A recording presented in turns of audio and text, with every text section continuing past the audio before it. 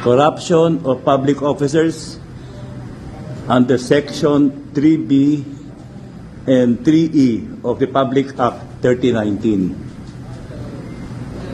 Plunder as defined and penalized under Section 2 of the Public Act 7080.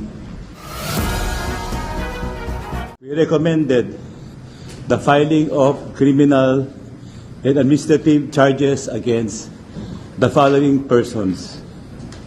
1. Former Undersecretary Roberto Bernardo. Number 2, Senator Joel Jose Villanueva.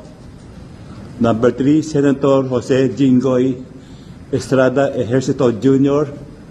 Number 4, former Congressman Elizalde Saldico. Number 5, COA Commissioner Mario Lipana. Number 6, former Congresswoman Mary Mitch Kahayon Uy.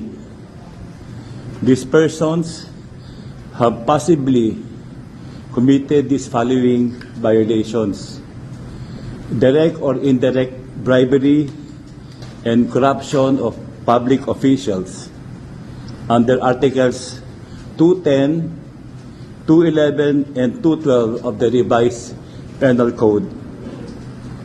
Corruption of public officers under Section 3B and 3E of the Public Act 3019.